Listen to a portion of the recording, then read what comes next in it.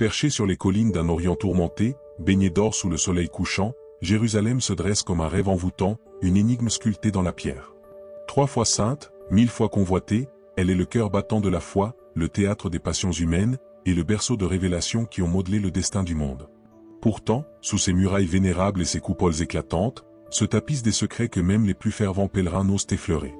Jérusalem n'est pas seulement une cité, c'est une énigme aux reflets infinis, une mosaïque de silence et de clameurs, d'amour et de guerre, de promesses et de trahisons.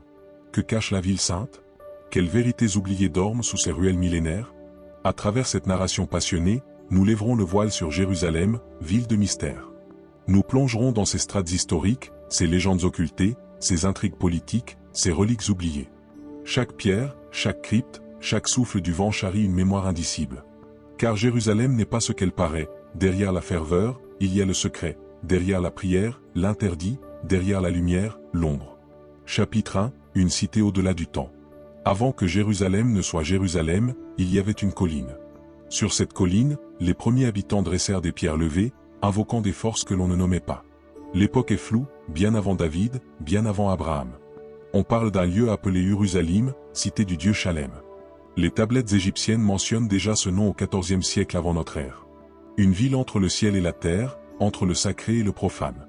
Les premiers habitants, cananéens, y érigeaient des autels aux divinités lunaires, pratiquaient des rites de fécondité dans des grottes qui subsistent encore sous les fondations de l'actuelle vieille ville. Des archéologues ont mis au jour des fragments de poterie, des symboles archaïques gravés dans la roche, signe d'un culte oublié. Puis vint Melchizedek, roi de Salem, figure mystérieuse que la Bible présente comme prêtre du Dieu Très-Haut, avant même l'alliance d'Abraham. Qui était-il? Un roi prêtre? Un intercesseur entre les mondes? Son nom flotte encore comme un mystère parmi les pierres antiques de la cité de David.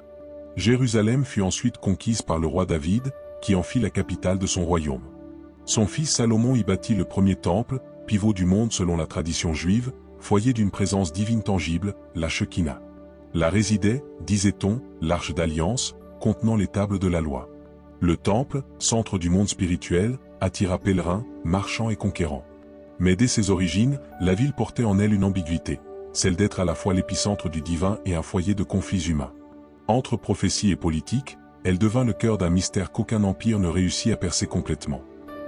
Chapitre 2, la guerre des prophètes. Avec l'émergence des prophètes, Jérusalem devint une arène d'opposition mystique. Isaïe, Jérémie, Ézéchiel, tous dénonçaient l'infidélité du peuple, la corruption du clergé, l'idolâtrie rampante.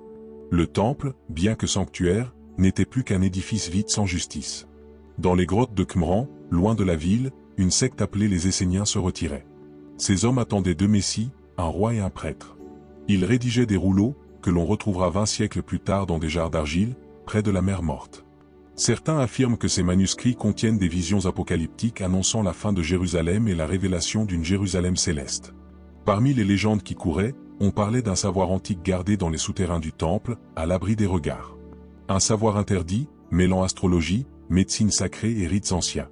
La guerre spirituelle atteignit son paroxysme lorsque les Romains mirent la ville à feu et à sang.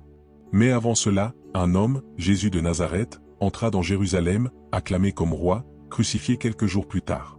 Sa résurrection, selon ses disciples, scella un nouveau mystère dans les pierres de la ville. Chapitre 3, le sang et le silence. La chute du second temple en l'an 70 par Titus fut un cataclysme. Des milliers de Juifs furent tués, dispersés. Le temple, joyau de Jérusalem, fut rasé. Mais la rumeur disait que certains prêtres s'étaient enfuis avec des objets sacrés. L'arche d'alliance? Des textes cachés? Nul ne le sait. Des traditions kabbalistiques évoquent l'existence de tunnels sous la montagne du temple. Certains affirment qu'un accès direct au divin y était gardé, une porte vers d'autres sphères. Les Romains transformèrent Jérusalem en Aelia Capitolina. Ils bâtirent des temples païens. Mais le nom de Jérusalem refusait de mourir. Les chrétiens commencèrent à en faire un centre de pèlerinage.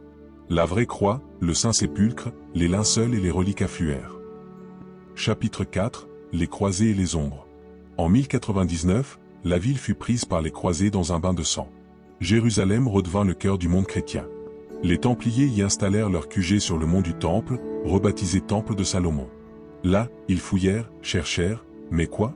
Certains croient qu'ils mirent la main sur des manuscrits anciens, des secrets sur Jésus, ou des artefacts mystiques. Les Templiers devinrent puissants, trop puissants. Leur chute brutale au XIVe siècle reste entourée de soupçons. Et les secrets qu'ils auraient trouvés? Disparus, ou bien dissimulés.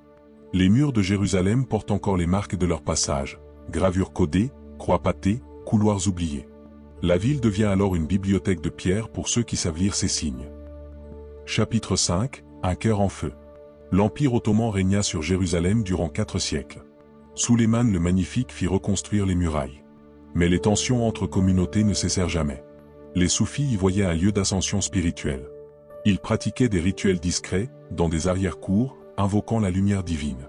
Les chrétiens orthodoxes, latins, arméniens, se disputaient chaque pierre. Les juifs priaient au mur des lamentations, vestiges du temple. Des pèlerinages secrets, des cartes codées, des rites interdisant l'entrée aux impurs. Tout cela nourrissait le mystère. Jérusalem devenait un kaléidoscope de foi et de tension. Chapitre 6, Jérusalem contemporaine, entre ciel et braise. Le XXe siècle fut une plaie ouverte pour Jérusalem. La guerre, la division, les accords et les trahisons. Le mur qui sépara la ville, les quartiers annexés, les colons, les attentats. Mais aussi, les fouilles. Archéologues israéliens, missionnaires chrétiens, agents secrets, tous cherchaient quelque chose. Le tombeau de David, le tunnel d'Ézéchias, les restes du temple. À chaque pierre déplacée, un scandale. À chaque découverte, un conflit. La ville devenait un échiquier politique autant qu'un symbole mystique. Et toujours, en dessous, des galeries, des inscriptions, des voix oubliées. Chapitre 7, le mystère toujours vivant. Aujourd'hui encore, Jérusalem ne livre pas ses secrets. Elle fascine, elle divise, elle inspire. Chaque religion la revendique, chaque nation la convoite, chaque âme la redoute. Les anciens disent que tant que Jérusalem sera disputée, l'humanité cherchera sa vérité. Car cette ville est le miroir de nos contradictions. Sa beauté est indissociable de sa douleur. Et peut-être est-ce cela, son plus grand mystère, nous révéler à nous-mêmes.